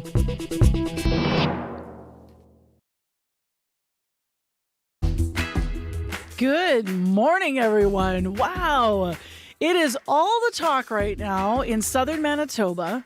The weather, it's gorgeous. We're having a beautiful fall. I'm Marcy Marcusa. This is CBC's Information Radio, live downtown under a clear sky on 89.3 FM, 990 AM on the app or on YouTube, where you can see a shot of that gorgeous sky.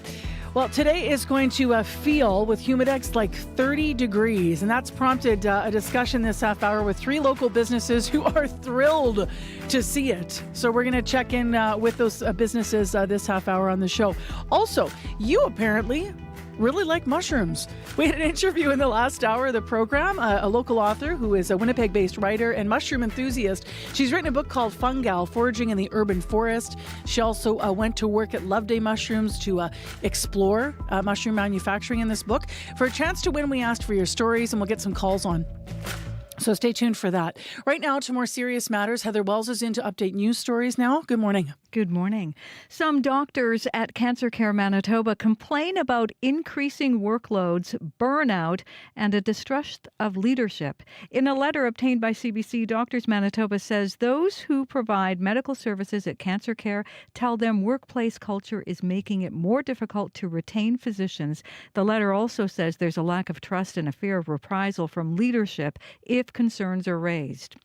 The Manitoba Foster Parent Association is calling for an inquiry into the death of 6-year-old Johnson Redhead. The little boy, who was autistic and nonverbal, was found dead in Shamattawa First Nation days after going missing from his school breakfast program. His former foster mother says Johnson was failed by the system, and now she wants accountability. We'll hear more on all those stories and more in our next news at 8:30.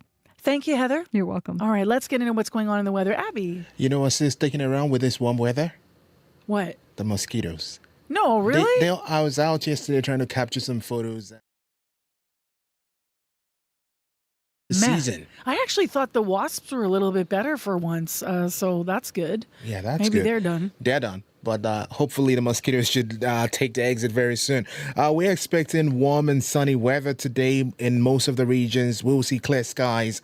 Temperatures will be wonderful from the north all the way down south. Sunny in Winnipeg. This warm start to Wednesday. Current temperature, the mercury's gone up 116 now in Winnipeg. We're looking at a high of 27 today, accompanied by lots of sunshine, a touch of humidity, making it feel like summer with a humidex at 31. The winds will be light throughout the day. Breezy conditions will develop later in the evening. And for other regions, the areas are really enjoying warm and sunny weather throughout the day. Temperatures around 6 degrees in the north. Foggy in Thompson still. Mainly sunny already in Churchill. We're looking at highs near 20 for Churchill and 16 for Thompson and 16 for Churchill. Southern region already enjoying sunny conditions. These sunny conditions will stay throughout the day, and the highs will be near 28, 29. With the humidex factored in, it's going to feel like 31.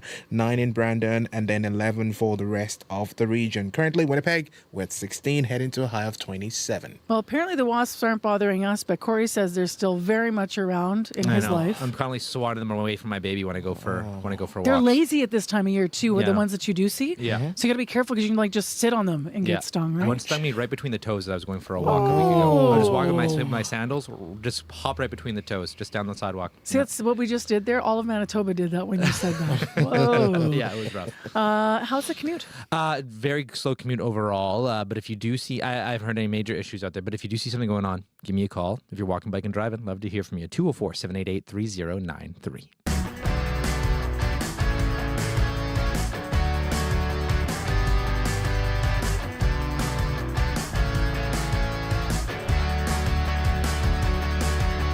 8:14 is the time, and as I mentioned, you love mushrooms. So does Ariel Gordon. She was on the program the last half hour, Winnipeg-based writer and mushroom enthusiast. Her latest book called Fungal, Foraging in the Urban Forest. We have 2 copies to give away. We asked for your mushroom stories or mushroom picking stories gone wrong, and for photos if you've got them, and Corey's in with some entries. Yes, we got a couple calls from folks, and I just love these stories. Here they are. This is Tomas. When I was first a newcomer to Canada, I was about 14, 15. I went to watch football at a club. I think it was Boogies on Main Street there. Some strange character approached me asking about if I was interested in buying mushrooms from him. And I was like, okay, I'm kind of gullible, thinking like, well, I don't need mushrooms right now. And I answered back to him like, well, no, I go mushroom picking with my parents and I can get mushrooms from Safeway. Like, why would I buy mushrooms from you? And the guy's like, what are you talking about? And I'm like, what are you talking about? He's like, you know what? Never mind, buddy. Just walk away. And then I talked to my dad about this incident. My dad's like, no, he's selling magic mushrooms. I'm like, oh. I was all confused. Wasn't sure what the heck's going on, why I would be buying mushrooms at a Boogie's nightclub while I'm watching football. Hi there. My name is Jody Garrick. My partner and I went out looking for morels in the spring here in Manitoba. Rule of thumb for that was always go looking for morels when the leaf buds on the oak trees are the size of a mouse's ear. How's that go, eh? Anyhow, so we go looking, try and describe what a morel looks like to someone who's never seen a morel. Look it up. They're an interesting mushroom to describe. It's the adult version of the Easter egg hunt. We had a fabulous time. We harvested some morels. We've got our honey spot. We go every year. Look forward to it all the time. Now we're starting to look for different mushrooms throughout the season. It's a wonderful hobby and a pastime. Hope everyone gets out there to enjoy it. Now, I know we have entries, Corey, you're going to read in a minute on email too, but I'm just putting this out there because I have to on behalf of everyone who just had a good laugh like we did. Tomas, thank you for sharing that story. We are for sure giving you one of these books. Yeah. He deserves it. All right. Other entries coming in on email with photos too. Yeah. Adam emailed us. He sent us a picture of these. If you're on YouTube, we got some photos up of the mushrooms he took. Yeah. So he lives out near. He has a cabin near Patricia Beach, and now after hearing the segment, he wants to go check out Bel Air Forest, which is nearby on the East Beaches there. So can I just describe this for people? You can clearly tell he's in a really wooded, foresty area with those tall, skinny trees, classic aspen forest, and then the mushroom caps. And you've got an eye for photography too here, because the sun beaming on top of those mushroom caps, it looks lovely. Yeah, and he says he's just kind of learning about mushrooms, and he's no plans to eat them yet, but he's just trying to get excited to go. He's getting excited to get into foraging, so he's really excited about maybe getting this book. And it's a great way for him to kind of appreciate the fall. We also got this photo from Lisa. She says she loves walking in the woods and often stops to take photos of mushrooms. And this one was taken on YouTube out in Kenora. It looks like your classic mushroom from Mario. Like, it looks like it's going to pop out and be like, let's go on an adventure. This one to me looks like Scary Boo because it's got that kind of reddish cap with the spots on it. And I know nothing about mushrooms, but usually those are the ones I think that look cool, but you for sure stay away. Yes, that's definitely the vibe that I've known. Yeah, it's beautiful. So thanks for those entries. We'll reach out to the winners. One of them is Tomas because that story is awesome. Too good. All right. Thank you very much, everybody who's been entering here. You can continue, by the way, to call 788-3205 or write win@cbc.ca and can share a photo there. We'll get it up on YouTube if you want to win the mushroom book, because Tomas is winning a mushroom book. Right now, let's talk about the weather, because if you are someone that wants to go out foraging, it is gorgeous, and it's going to be staying with us for a couple of days here. So today, we're expecting a high of 27 with humidex 31, as we've been saying. And we thought we wanted to check in on what's happening with businesses that are positively impacted when the weather stays warm. So we have three of them, actually, going to talk to us here in this half hour. The first person on the line is Guido Sarasani, the club president and owner of Shooters Golf Course in Winnipeg. Good morning. Good morning. So you guys are usually open first of golf courses. You stay open the latest, but how's this weather sitting with you? You know what? It's awesome. I mean, you wake up and the sun is shining bright, and you know it's going to be 27 and 30 with the humidex and everything. It's wonderful. I mean, for the end of September, we're on quite the run. This is our 19th consecutive month of being open for at least a day or two. How does that compare to past years? Because we did have an early start to the season too. I mean, we had a rainy spring, but for whatever reason, everyone still wants to golf, even when it's kind of less than ideal. So it's been a wonderful golf season, and extending it with this kind of weather is just what the doctor ordered. Be honest. Do people, Guido, play hooky on days like this? Like, are you busy? Oh, for sure. Absolutely. We encourage it. What's the latest you've stayed open? Well, like I said, in 2023, we were open October, November, December, and then started 24. We were open for a day or two in January, February, and March. So we've been 19 consecutive months of having outdoor golf in Manitoba, which is unheard of in the 31 years that we've been in business. Wow, that's crazy. So in terms of doing business in Manitoba, how is the golf business? I know that the sport has changed over the years. There was some call to have it be easier, more promote 9 holes. You guys are a short course out there, so you might be benefiting from that. Absolutely. It's when COVID hit and the government opened up golf courses as one of the first things to open to go outdoors. That hasn't stopped. It's just been taken off and continuing to run. So it's lots of ladies, juniors, lots of the immigrants are golfing, which is awesome, and so it's wonderful for golf right now. New folks getting into golf. Well, no matter how often I do it, which is most weekends, I still can't seem to improve my score. So maybe I should come out this afternoon. Guido, thanks for being on with us. Yeah, absolutely, and we look forward to seeing you out here. You'll say that until you see my game, maybe, especially my short game. No problem. Guido Sarasani, club president and owners of Shooters Golf Course, so out in Northgate, that's on North Henderson. Let's go to another business owner, find out how the warm weather is going to be helping out today.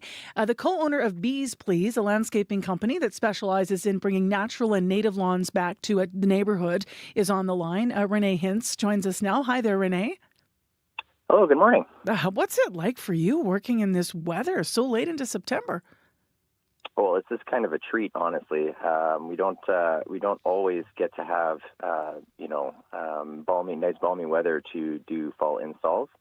But on the other end, there's been sort of an interesting human psychology piece that we've sort of observed throughout the few seasons we've been doing this, where for example, people will not call to do our fall planting until the first day of fall or until they start to see some of these fall colors. And it's interesting how people kind of read these environmental cues when, in fact, we could have been planning or even carrying out some of the work in warmer weather. In previous years, we've had to do consults in the kind of snow, sleet, first, beginnings of more wintry weather, and we've been thinking to ourselves, well, we could have been doing this a little bit sooner. Yeah, so go ahead. No, you go ahead. Oh, I was just saying, conversely, in the spring, people kind of wait until almost planting season to start planning these sort of projects where we could have been doing it even throughout the winter if we had taken measurements or photos the season before. So, even for example, when we found out that Winnipeg has a pilot project in the works to renaturalize boulevards, and so we've been attempting to connect with them so that hopefully throughout this winter we can be a part of those discussions and we're ready for next season. And so that's something that we do offer. So if anyone's even looking for the next season, get a hold of us and we can take a look and think about what could be great for the upcoming season. How does your bottom line compare? Because it has been nice. It was interesting. I was talking to Shooters Golf Course just before you. They were saying, like 19 months and, unheard of, opening dates for Winnipeg or for staying open so late in the season, but also reminding us it was a rainy spring. So how has your bottom line been this year? It was a little tricky getting into folks' yards with the rain this spring. However, for example, some of our plantings from last fall did fantastic because they had a really great start with lots of water and favorable weather.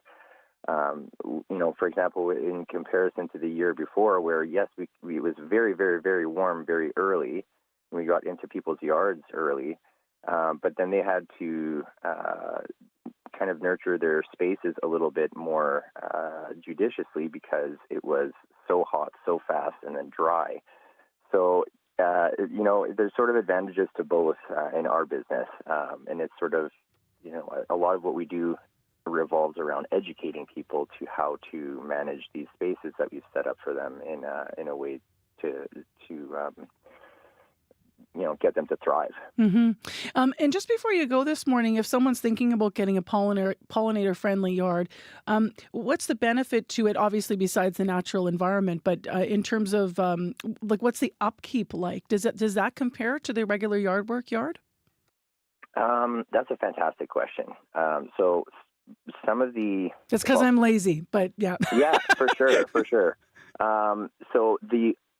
While things are getting established, they need maybe a little bit of care. But what's nice is that most of the plants that we work with are native plants who have been here for thousands of years. So they understand the ecosystem that we're living in. They can handle drought. They can handle cold. They can handle hot. They can handle just about anything.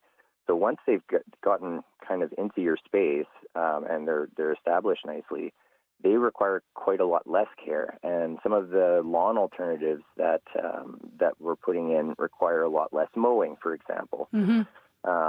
And the other big advantage, is that we're currently experiencing a mass extinction event of these pollinators, and the number one threat to them, ahead of even habitat destruction and climate change, is the application of herbicides and pesticides. And those don't only affect pollinators, but also, birds, rodents, pets, or precious fur babies. And typical grass lawns offer little benefit to the ecosystem and require tremendous resources to upkeep, often including the application of these chemicals. So, what we're doing is appealing, and you get a yard bursting with life that you don't need to spray poison on. Thank you very much for telling us a bit about your business and also how the weather's been affecting you. Appreciate having you on with us. Thank you so much for having us, and I hope you have a wonderful rest of your week. Thank you. That is the co-owner of Bees Please landscaping company that specializes in natural and native lawns and neighborhoods. Renee Hint's been on with us here. And one more business to check in with. I mentioned 3. We thought with this unusual warm weather, a high of 27, humidex 31 today in Winnipeg, we better talk about ice cream. So let's go to South Osborne and talk to Joseph Shaban, owner of Shaban Ice Cream. Good morning. Good morning, Marcy. How are you doing? I'm well. How are you doing? Good. Thank you. Yeah. Are you busy with people lining up out the door? Is it novel to, have ice cream and enjoy it this late in September? Well, we got blessed with such wonderful weather this month, and we just love interacting with our customers, and this weather really helps. It gets everyone out, get them excited, enjoy the last days of, you can say, fall or whatever not this summer is anymore, whatever this is, yes. We need to name it, I think, Joseph, right? Because it doesn't feel like fall, and we know it's not summer. Have you had, how does it impact your bottom line? You're obviously open year round, but does the warmer weather bring in, more foot traffic, or what do you notice about the changes? Oh, it definitely does. Anything with double digits, it excites our customers just to get out, walk around our neighborhood, come try some new flavors that we're going to be launching. It just makes everyone happy all around with this nice weather. What are some of the most popular flavors? What are Manitobans enjoying? What are ones that you're like, wow, that sold like crazy this summer? Well, our Salty Carl is our grand champion for ice cream in Canada. One of inspiring flavors that is always asked, and it's just perfect timing with this beautiful weather, is our pumpkin spice ice cream. And it's going to be launched tomorrow morning, so it's actually perfect timing with this weather. And we have flights where you can pick a variety of different flavors, which is awesome if you just don't want just one flavor. Who's Carl, and why is he salty? Carl got blessed with a salty name. Because you did say Salty Carl, right? Yes, we did. Yes. So we love to have like exciting names with our ice cream and have alter egos with it, and it's all right because I suspect salty could be a compliment as well, whoever Carl is. But as long as it's a great guy. It's a great guy. Thank you very much for being on with us this morning, Joseph. I hope you have a wonderful day with lots of walk-up traffic. I think people are going to be out and about today enjoying this for sure. Oh, really appreciate it. Thank you. And you as well. Enjoy the beautiful weekend and come down to Shaban Ice Cream. Take care. You as well. Bye-bye. Checking in with 3 business owners in our community this morning who are going to benefit from this beautiful weather. So that was Joseph Shaban, owner of Shaban Ice Cream. He's in Osborne. Renee Hintz, co-owner of Bees Please Pollinator-Friendly Yards. You can find them on Facebook. Guido Sarasani's club president and owner of Shooters Golf Course, which I mistakenly said Henderson because my brain's just there. But Main Street, of course, Shooters is at North Main. I'm Marcy Marcusa. So as we've been mentioning, it's going to be warm and nice today in Winnipeg. And you're listening to CBC on 89.3 FM. Your CBC Winnipeg News is next. This is CBC News. Good morning. I'm Heather Wells in Winnipeg, and you will be looking for a cool treat today because it's going to get quite warm. 27 is our high, nonstop sunshine, and factor in a little humidity as well, the humidex at 31. The Manitoba Foster Parent Association is calling for an inquiry into the death of 6-year-old Johnson Redhead. The little boy, who was autistic and nonverbal, was found dead in Shamattawa First Nation days after he went missing from his school breakfast program. Johnson had been in foster care for 2 years before being reunited with family through a kinship placement. His former foster mother, Brittany Bannerman, says Johnson was failed by the system and she wants accountability. We have a shortage of educational assistance and of proper funding for supports. Province-wide in Manitoba, the situation up north is just worse. And Manitoba continues to ignore our northern communities. Bannerman says the little boy's death was preventable. The province says all of Manitoba is grieving the loss of Johnson Redhead, but cannot provide more information at this time. Some doctors at Cancer Care Manitoba complain about increasing workloads, burnout, and a distrust of leadership.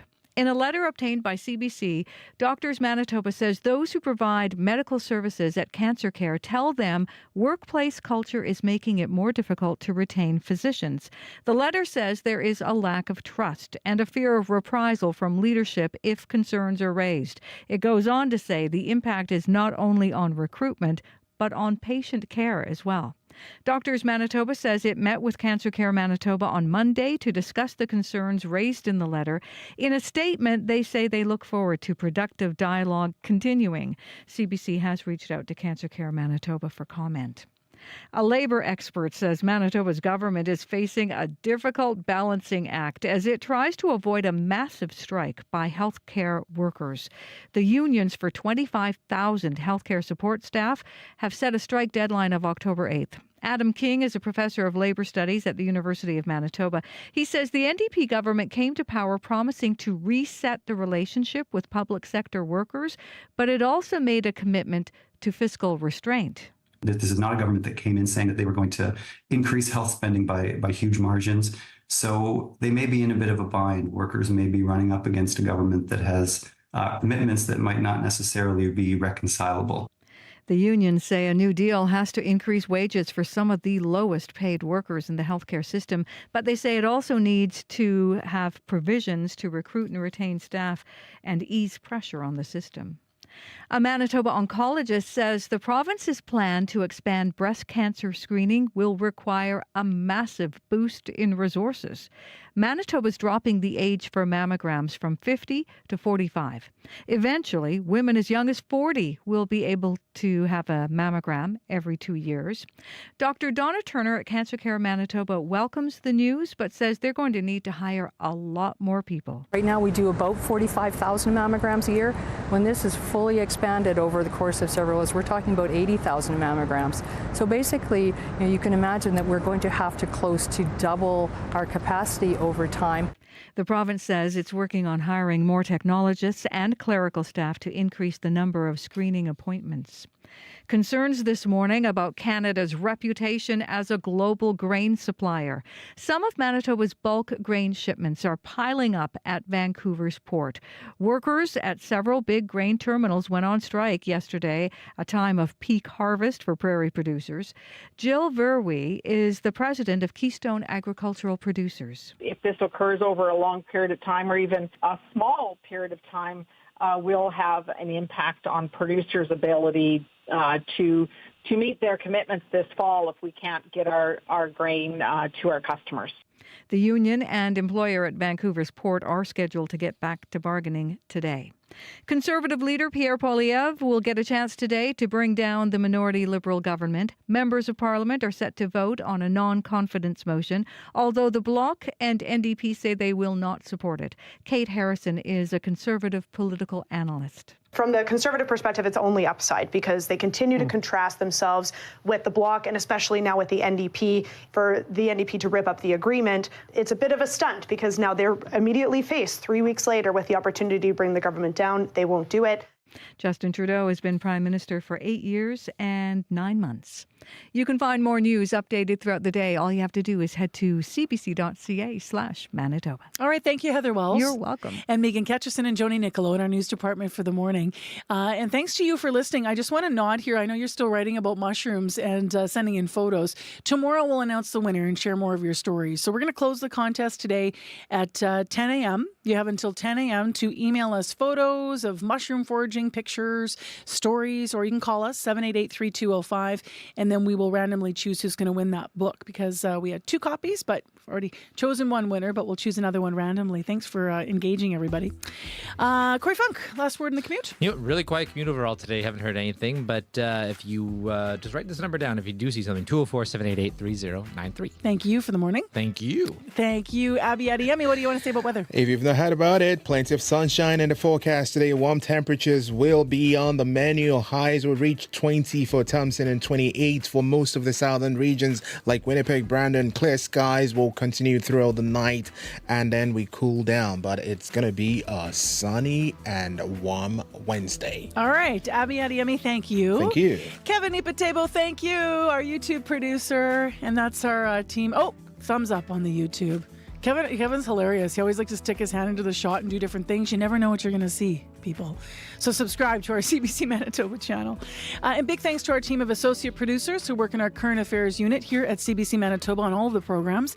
And our producers in unit, Nellie Gonzalez, who produces all of the programs and content, and Leif Larson, who's the senior producer of audio here at CBC Manitoba.